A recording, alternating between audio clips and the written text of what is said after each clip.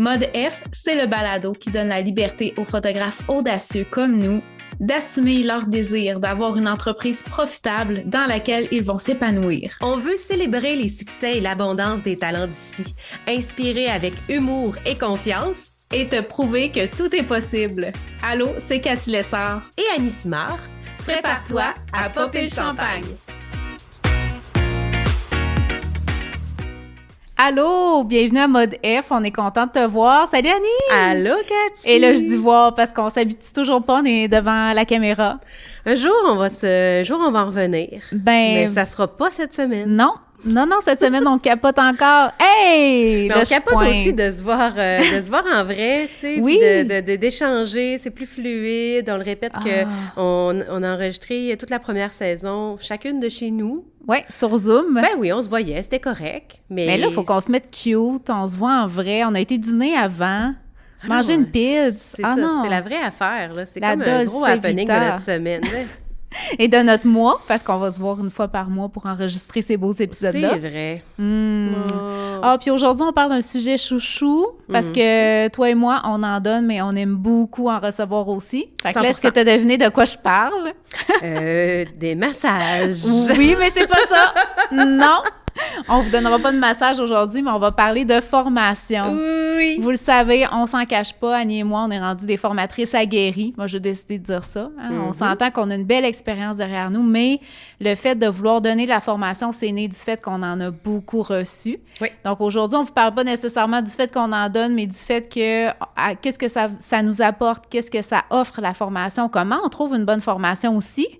Juste pour pas aller n'importe où puis être déçu au final. De garocher son argent par les fenêtres, parce qu'on va se le dire, la formation, c'est pas gratuit. Oui, il y a du contenu en ligne gratuit. Il y a des gens qui vont se former un peu sur YouTube. Ou, tu sais, même moi, là, ça m'arrive là, des techniques très spécifiques de Photoshop ou de montage vidéo. Ou je vais aller m'inspirer sur YouTube. Mais quand j'ai besoin d'avoir un accompagnement où je veux vraiment aller plus profond dans un sujet, puis aussi où je veux faire appel à quelqu'un qui s'y connaît puis qui a une expertise là-dedans, bien, je me tourne toujours vers la formation.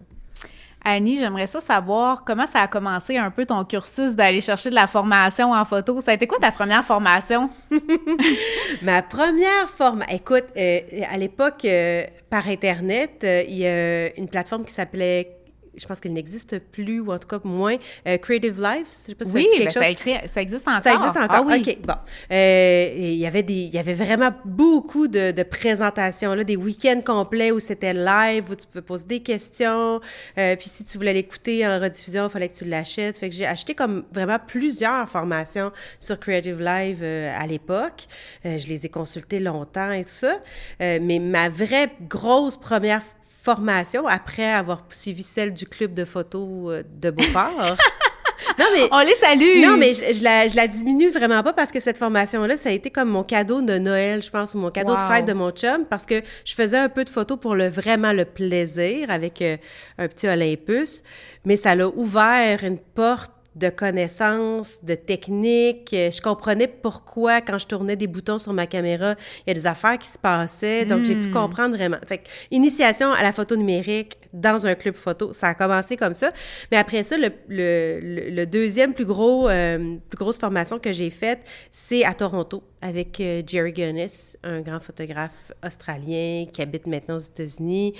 Une semaine de workshop à Toronto, en anglais, sur la photo de mariage. Tout qu'un baptême. Oh, ben, quand même!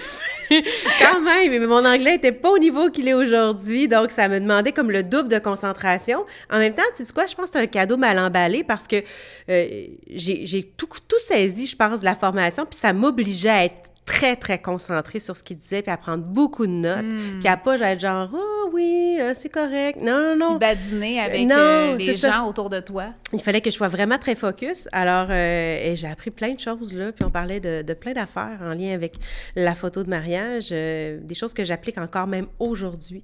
Incroyable. Dans ma photographie. Alors, c'était ça pour... puis un gros investissement, tu sais, c'était quand même une formation d'une couple de milliers de dollars, plus l'avion, l'hébergement, tout ça, ça a été...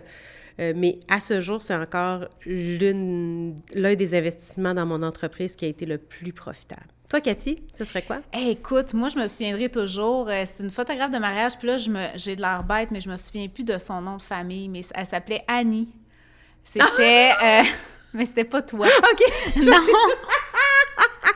OK, hey, malaise. Si Malaise, je me souviens plus OK. de ton nom. Non, mais toi, t'es venue plus tard dans mon cursus, mais c'était pas moins transformateur. Annie... Oh, mon Dieu. Je m'excuse, Annie, que tu nous écoutes probablement pas parce que t'es plus du tout en photographie. Ah, OK, bon. Mais c'était à l'Aquarium de Québec. OK! Écoute, glam au bout. Wow. C'était vraiment une photographie de mariage / portrait pour apprendre justement à gérer davantage la lumière naturelle. Tout ça, ça a vraiment été révélateur pour moi aussi parce que moi, j'ai appris parce que j'ai un de mes bons amis, puis ça, je le raconte souvent. J'ai commencé la photo à cause de mon ami Gabriel, qui avait un appareil photo réflexe, puis là, il me l'a mis dans les mains, puis j'ai fait « Oh mon Dieu, ça fait vraiment des belles photos! » Hein? On passe tout par là, fait comme « Wow, j'ai donc du talent et du potentiel! » Je m'excuse aux gens à qui j'ai crié dans les oreilles. Puis, je voyais qu'il me fallait plus, ça. J'ai fait 2-3 mariages sur le site, tout ça, j'étais insécure, je savais pas trop comment je m'alignais. La lumière, c'était un peu n'importe quoi, la façon dont je l'utilisais. Donc, d'aller chercher cette sensibilité-là à avoir les bons angles, la bonne lumière, diriger davantage les gens, j'ai trouvé ça vraiment formateur, puis j'ai tellement capoté sur le fait d'avoir une formation en live que j'ai été tout de suite, pas longtemps après, voir Valérie Busque, qui était photographe de mariage à l'époque. Oui! Puis on a fait... Elle, ce qui m'a le plus marqué, c'était le fait de parler de marketing puis de branding. Est-ce que c'était à l'Estérel? Non. T'as pas cette formation-là, parce que moi, j'ai assisté à cette assisté à l'Estérel. Okay, moi, c'était au domaine Cataraqui à Québec. Elle avait fait une belle table italienne avec une modèle. Tu sais, moi, j'avais jamais photographié quelque chose d'aussi beau de toute ma vie. Wow. Mais ça m'avait tellement apporté au niveau, justement, business. Puis c'est là un peu que j'ai compris, il y avait autant l'aspect photo que l'aspect business aussi. Donc, moi, ça a vraiment... À chaque fois que j'ai été à une formation... ça a été un impact soit pour m'apprendre des nouvelles choses ou valider des choses que je faisais déjà très bien, tu sais. Mais j'ai jamais regretté de partir, de mettre des sous à quelque part. Puis je trouve qu'à chaque fois que je dépense pour une formation, quand tu choisis bien ta formation, c'est sûr que ça va t'apporter. Puis justement...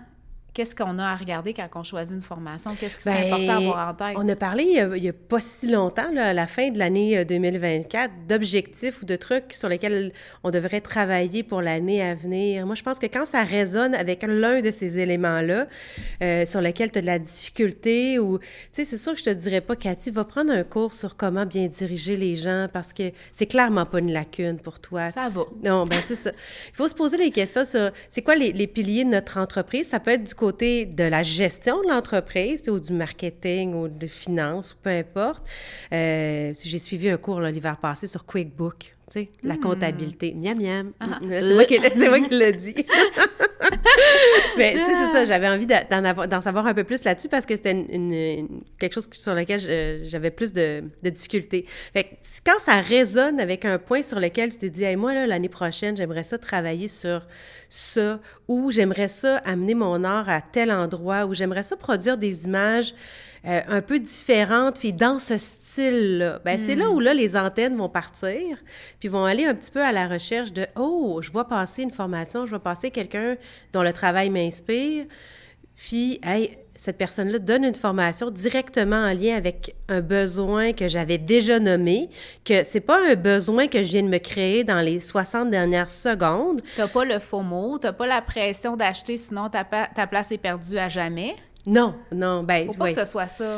En même temps, pour vrai, il y a des formateurs, il y a des formations que, tu sais, il y a un nombre de places limité, puis si tu clignes des yeux, il est trop tard. Là, mais ça, à la base, c'est pas un besoin que tu avais. Non, si c'était pas un besoin, là, tu peux passer ton tour. Mais c'est ça. Fait qu'il faut que ça résonne avec un besoin.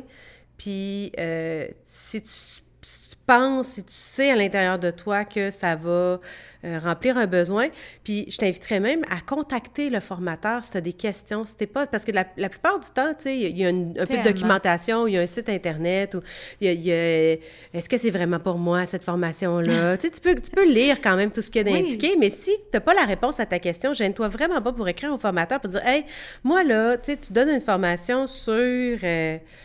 je sais pas, mettons le mariage, justement, là, sur la photographie de mariage. Mais moi, j'ai de la difficulté avec les photographies en soirée, durant la réception. Est-ce que tu vas toucher à cet élément-là?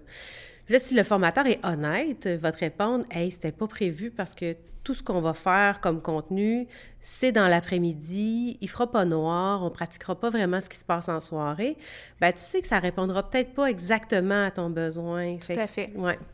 Non, je trouve ça pertinent, puis c'est de se permettre aussi de créer un lien aussi avec le formateur, dans le sens où est-ce que tu vas le voir clairement, si au niveau de la personnalité, ça va cliquer avec toi. Je pense que c'est important pour vivre une belle expérience, puis que ce soit nourrissant, puis que tu puisses connecter vraiment avec le formateur, avec les gens présents, bien, tu vas le sentir si le courant passe ou pas. Mm-hmm. Je pense que c'est quelque chose qu'on peut négliger, parce que si le formateur, il te tape ses nerfs, au bout de la deuxième journée, tu n'es plus capable, ça ne marchera pas, là. Mm-hmm. Comment tu veux vraiment... Je pense que c'est possible d'apprendre quand même, mais le fait est que ton expérience, ça va être moins agréable, puis tu vas moins profiter peut-être de... Absolument. Mais pour les formations en ligne, tu vois, il y a ça qui est bien. Oui. Depuis quelques années maintenant, la plupart offrent des masterclass ou offrent une espèce d'introduction à la formation, ce qui permet de connecter avec cet humain-là qui te parle dans sa caméra d'ordinateur. Puis là, tu fais « Hey, crime, quand cette personne m'explique c'est quoi le marketing en ligne ou la gestion des réseaux sociaux, ou peu importe, ça résonne parce qu'ils utilisent des mots que je comprends très bien et puis qui me font grandir. Donc, une formation avec cette personne-là, ben je pense que ça va me faire grandir. Je pense que ça va me faire évoluer. Moi, sincèrement, il y a une formatrice que j'admire, puis je vois sa carrière, puis ça m'inspire. Mais à chaque fois que je reçois un de ses courriels, je me sens comme une niaiseuse. Parce que la façon dont elle parle, le vocabulaire qu'elle utilise, les images, tu sais, j'ai l'impression qu'elle est en train de faire un doctorat live dans son infolettre. Fait que c'est sûr que je m'achèterai jamais de formation d'elle parce que je vais avoir l'impression d'être nounoune puis jamais avoir la capacité de comprendre qu'est-ce qu'elle va avoir à m'amener puis à m'apprendre. Mm-hmm. Donc, c'est pour ça que je trouve que c'est important aussi de valider la vibe, la personnalité puis la façon dont la personne va donner justement son contenu puis elle va se permettre de rendre accessible peut-être des concepts qui sont un petit peu complexes à comprendre. Fait que c'est important de jeter un œil là-dessus. Moi, ce que j'aime particulièrement aussi, c'est le fait que, ben il y a des formations qui sont complètement entrepreneuriales où est-ce que ça s'adresse à un champ infini de gens. Oui, pas juste des photographes. Exactement. Mm-hmm. Ça, c'est super intéressant. Puis quand tu es capable d'avoir un sujet très précis, vu d'un œil de photographe, ça, moi, je vais t'avouer que ça me vend encore un petit peu plus. Du fait qu'il comprend ma réalité, il comprend le marché, il comprend comment ça fonctionne, bien là, je sais que je vais avoir des exemples concrets par rapport à ces apprentissages-là, mais ça ne me bloque pas. Tu sais, moi, je suis une consommatrice de formation en ligne, puis j'aime ça pour avoir justement les différentes... Bien, c'est ça, j'allais te dire. Des fois, ça peut être aussi nourrissant d'avoir justement un regard en dehors de l'aquarium. Là, nous, on a la face collée dans notre réalité à nous, mais des fois, de se faire expliquer par quelqu'un d'autre une réalité d'un autre entrepreneur, finalement, tu te fais « Hey, sais-tu quoi? Ça peut s'appliquer aussi en photo, ça. » Tellement. Ouais. Puis aussi, mais ça me fait penser aussi au fait qu'en formation, on peut être dans une position aussi critique. Tu n'es pas obligé de prendre tout puis faire à la lettre ce que le formateur va donner. Je pense que c'est important de prendre ce qui te convient, ce qui fait du sens pour toi, qui va connecter avec l'entreprise que tu as.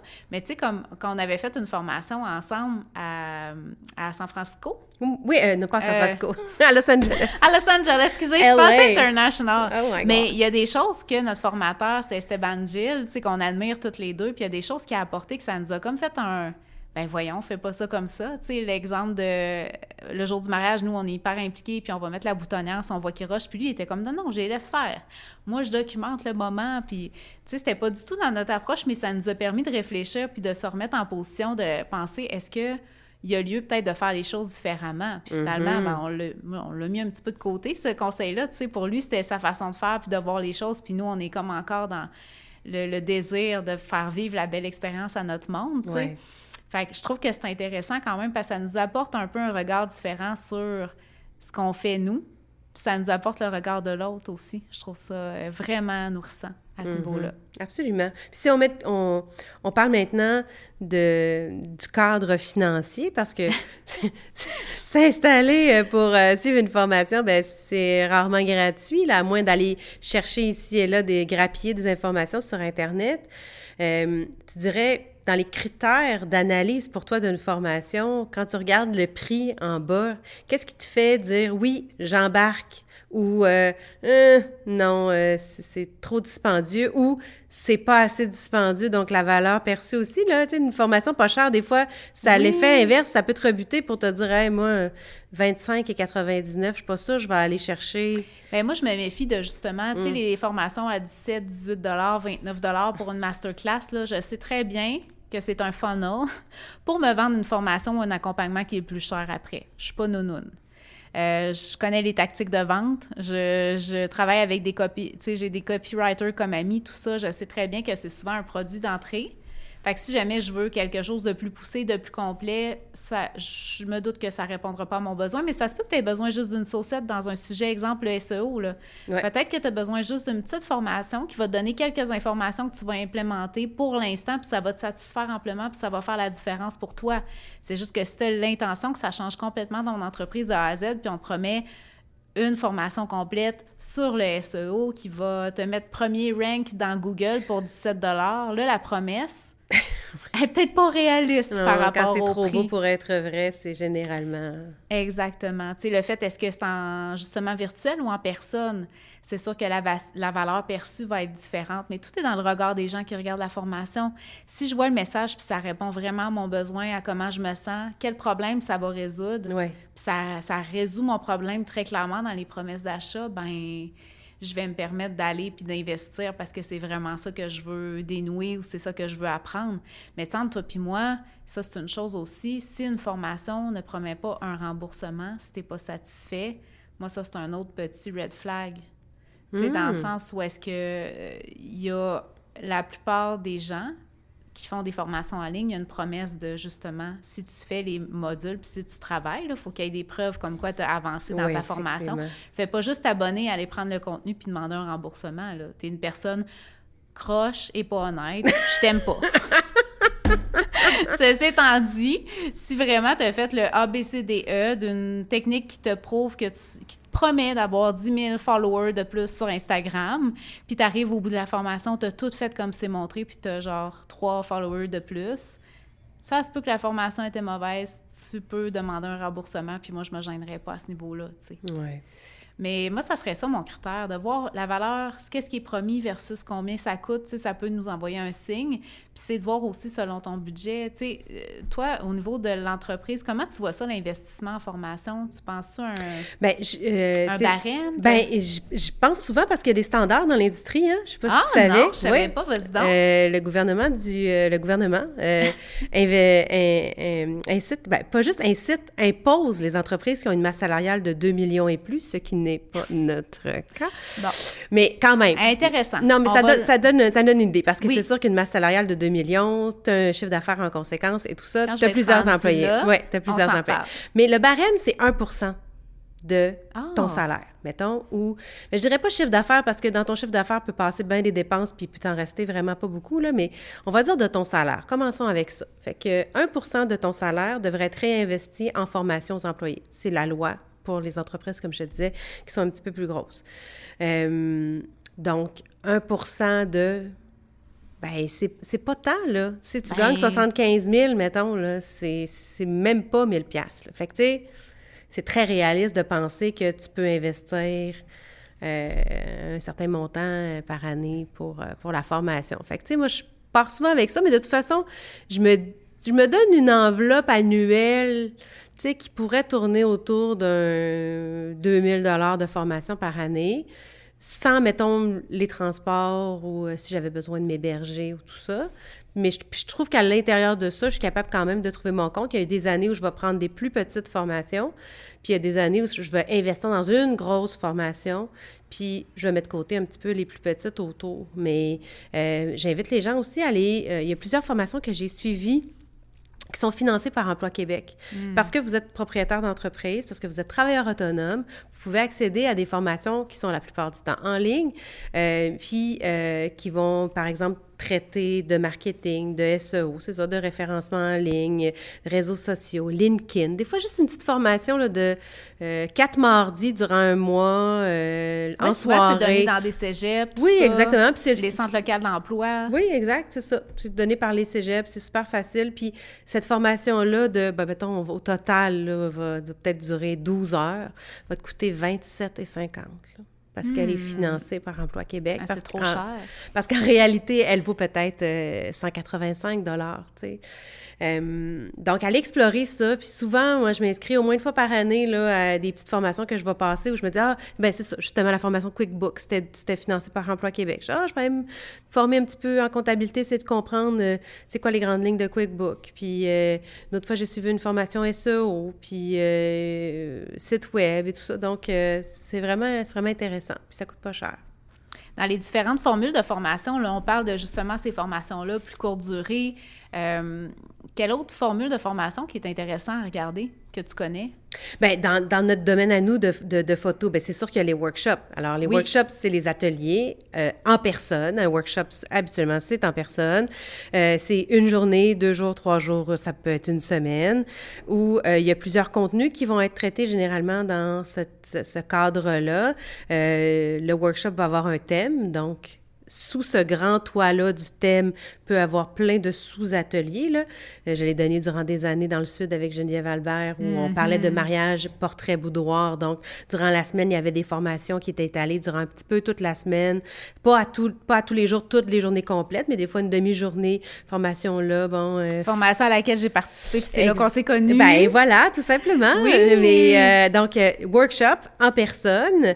Il pourrait avoir les formules, tout ce qui est en ligne, évidemment. Tu es peut-être plus ferré que moi pour les formations en ligne, dans le sens, tu sais, mastermind et tout ça. Je sais que tu as participé à des masterminds. Tu participes encore? Bien, en fait, il y a les masterminds où est-ce que c'est des regroupements, des petits regroupements de quelques entrepreneurs. Donc, souvent, on n'est pas dans le même domaine pour justement avoir une belle variété de cerveaux autour d'une même rencontre. On va poser les problématiques que les gens ont besoin de discuter ensemble. Donc, on a souvent des défis au niveau, justement, on a un nouveau produit qui va sortir, on essaie de s'en parler, on se challenge, on se donne du feedback sur nos offres, sur le visuel. Donc, moi, c'est vraiment une formule que j'aime parce que c'est très personnalisé.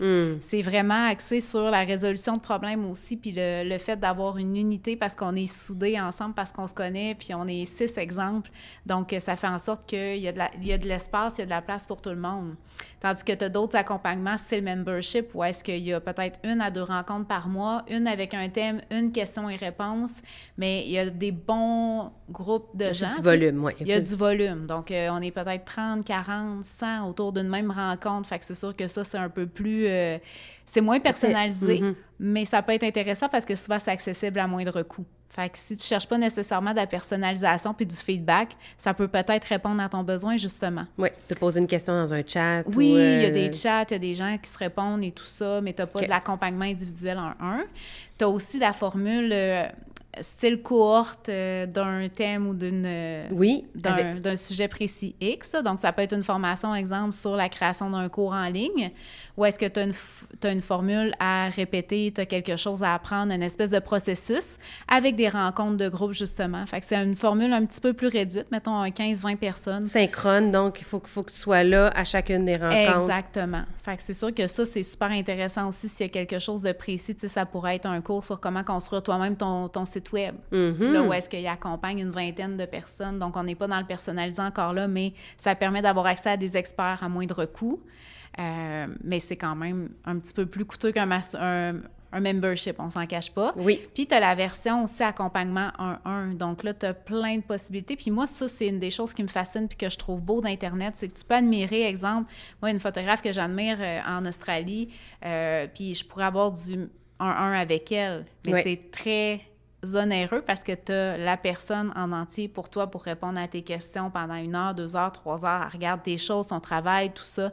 Donc, de l'accompagnement / du mentorat, tu sais. Oui, c'est plus personnalisé. C'est du coaching, c'est plus personnalisé. Oui, mais tu as accès à un artiste spécifique, tu sais, donc... Quelqu'un que tu admires, quelqu'un qui a déjà marché les pas avant toi, c'est plein de... Tu sais, puis il va te donner un feedback personnalisé sur ce que tu fais juste à toi. Donc, c'est sûr que ça a une plus grande valeur à ce moment-là. Absolument, le mentorat. Puis, il y a la formation aussi en ligne asynchrone, c'est-à-dire que tu achètes l'accès à une formation qui serait pour une durée déterminée, 1 an ou à vie ou peu importe, puis tu consultes la formation à ta vitesse, puis tu... Et puis là, on pourrait s'embarquer encore, il y a les bundles, tu sais, tu peux acheter plein de formations, de plusieurs formateurs différents, fait que sais, il y a plein de possibilités, puis il y a plein de formats différents en formation. Là, c'est la tempête dehors. Si jamais vous entendez du vent, c'est l'asile. Mais moi, je trouve ça intéressant parce que, justement, on est tous des apprenants différents. Moi, je sais que je réponds vraiment mieux à du en personne ou du personnalisé. Tu sais, comme du mastermind, ça marche bien pour moi parce qu'on se rend des comptes puis on a un petit groupe ensemble. Un workshop, bien, on fait des choses, on met en pratique des trucs, puis on peut répondre, on a une interaction avec le formateur, j'aime ça, puis on entend des fois l'expérience des autres. Puis connecter avec les autres, ça a été à la base aussi de mon shift de comment je voulais être en tant qu'entrepreneur puis en tant que formatrice, tu sais. Le fait que la formation, quand on est en présentiel avec les workshops, avec les journées des fois, il y a des méga congrès aussi qui se font aux États-Unis, là, WPPI, Imagine USA. Oui. Je trouve ça fantastique parce que tu rencontres d'autres gens, tu échanges avec des collègues. C'est magique, là. Tu vas connecter avec d'autres gens, c'est précieux. On est tout le temps devant notre ordinateur tout seul. On a 2-3 collègues peut-être avec qui on chatte parce qu'on s'est vu sur les réseaux sociaux, tout ça, où on a un plus grand cercle, mais reste que le 3/4 de nos journées, c'est ça. On est tout seul dans nos choses. Bien là, on se rencontre, puis on se voit en vrai, puis on crée des liens. Moi, dans des workshops, des gens à qui je parle encore, puis que je connais encore, là, il y en a en titi, puis je trouve ça vraiment trippant. Bien, les formations sont toujours transformatrices. On va toujours chercher quelque chose. Puis ce que j'aime des formations, c'est que des fois, tu vas aller suivre une formation sur quelque chose, sur un sujet extrêmement pointu ou spécifique, puis c'est pas ça que tu vas retenir. Ou il y a un élément que tu vas retenir, que tu fais « Ah, tu sais, il est... » Surprise! Surprise! Ben oui, parce que ça va te faire allumer sur quelque chose. Tu vas faire « Oh mon Dieu, j'avais jamais pensé à essayer cette manière-là. » Fait qu'il y a toujours quelque chose à ressortir d'une formation. Puis même quand j'apprends pas du neuf, c'est que ça me rassure dans ce que je fais. Ça me conforte dans « OK, je suis pas dans le champ, je fais la bonne affaire. Ah ouais, on pense la même chose. Ça fait du bien, tu sais, de comme juste valider ta méthode de travail parce qu'on est autodidacte. À quelque part, c'est de voir qu'on a des méthodes de travail similaires ou différentes, puis ça nous confronte. Fait que vive les formations! Vive les formations! Fait qu'en 2025, si vous ne l'avez pas fait, à la fin 2024, dressez-vous une liste un peu des endroits sur lesquels vous aimeriez améliorer autant votre photographie, peut-être des points à la prise de vue, que la gestion de votre entreprise, que plein d'autres choses en lien avec votre développement d'humain. Puis quand vous voyez passer quelque chose, allez voir de quelle manière ça connecte pour vous. Est-ce que ça répond à un besoin? Est-ce que ça va vous amener plus loin? Est-ce que ça va vous permettre d'aller chercher des nouveaux contrats, des nouveaux revenus? Est-ce que cet investissement, voyez-le comme un investissement, est-ce que cet investissement-là va se multiplier par 10 parce que va vous permettre d'aller atteindre un nouveau marché, un nouveau quelque chose? Par expérience, il n'y a pas une formation que j'ai faite que ça ne m'a pas rapporté plus que qu'est-ce que j'ai dépensé à la base.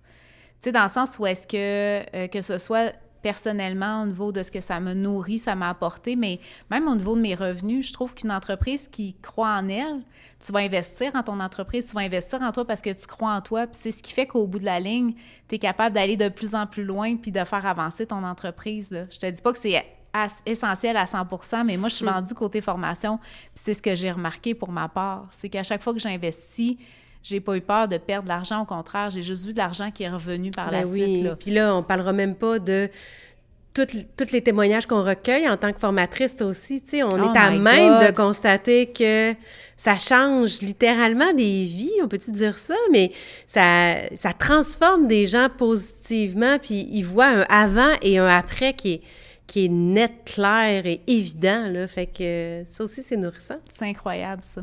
Oh, c'est le fun. J'ai le goût d'en faire plus. Plein de formations.